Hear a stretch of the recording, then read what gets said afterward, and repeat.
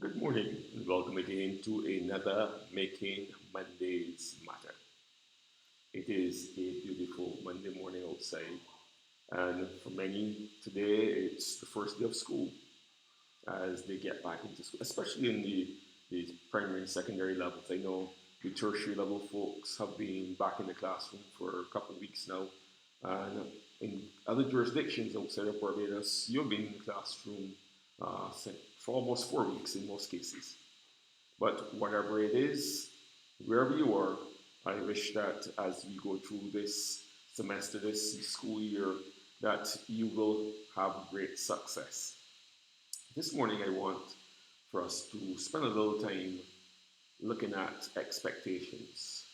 What are we expecting the outcomes to be in this new normal that we are constantly hearing about? For those of you in the classrooms, it's going to be a blended approach. COVID hit, and many of you were sent home to online studies and tutoring. As this new semester begins, it will be a blended approach of a little bit of classroom and some online. What are your expectations as a student? Also, to what are your expectations as a parent? And I dare say, to you teachers, I know that a lot of this falls upon your shoulders. What are your expectations? You see, expectations on their own can help chart our way forward, but expectations don't determine the outcome. Our actions do. We can all have great expectations, but how much work are we willing to put in to realize those expectations? What are we willing to sacrifice in order that those expectations become realities? And this is for all of us this morning, and not just students and teachers and those in the educational sector, but in life. Oftentimes we have great expectations, but are we willing to do what it takes to recognize those expectations? Uh, a common thing that I come across um, in my line of work, especially in professional development, oftentimes persons are told or even come to the realization that if they're going to develop professionally or even personally, then they need to acquire some more knowledge.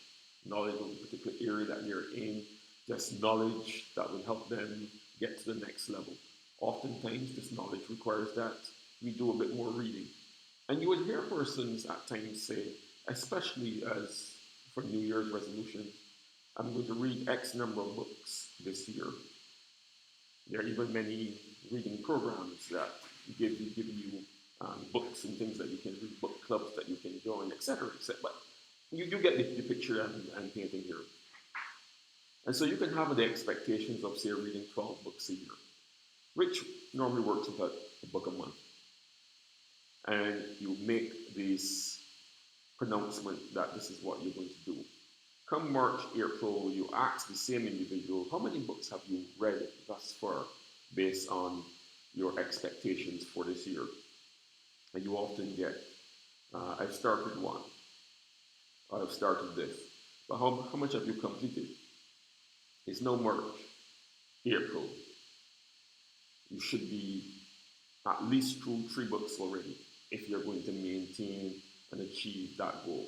And so the point that I'm making here, it is fine to have expectations, but if we are not willing to put in the work and live up to the, the requirements of those expectations, then we're just fooling ourselves.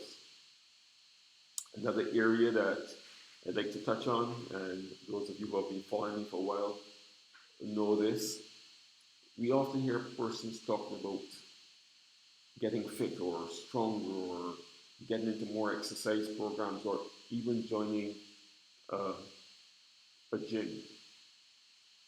I've known of persons who have paid gym fees for an entire year, and if they went in total, when you look at everything together, 5 or 6 weeks for that whole year, then they went a long time. Why? There was no commitment. They did all that was necessary for them to make the start, but they never followed through. They had great expectations, great thoughts, but they never put in the work. And so for us this morning, I asked the question, is your expectation in alignment with your plans, with your actions? Because if there aren't, you will be disappointed with the outcome at the end. So I'm urging us this morning that as we make our way into this week, see what our expectations are. Are they realistic? One. Then are we prepared to do what is necessary to achieve them? And I'm talking about real, powerful expectations. Because we can have very low expectations too, and it takes nothing to achieve them. And I'm talking about expectations that take us to the next level. If you recognize that you want to get to another level, whether it's in business, so things aren't going the way that you would expect at this time because of all that's going on around you, what else are you willing to do to recognize and to realize those expectations?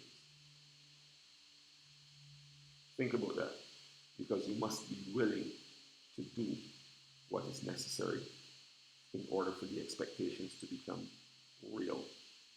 Other than that, they're just dreams, they're just wishes in pie in the sky. So let's make our expectations real and get them in alignment with our actions so that we can reap the outcomes of those expectations. So until next Monday, this is David Ince, and I urge you, subscribe to my channel, click that notification bell so that you can receive some other great content. Let me know if you like it or even dislike, because it's often good to know when you're not going on the right track. So if what I'm doing is helping you, let me know that too. And let's see how we can work together so that we can all add value, not just to ourselves, but to our communities. And then we can all live up to those great expectations as we do the work that is necessary. So until next Monday, have a great week.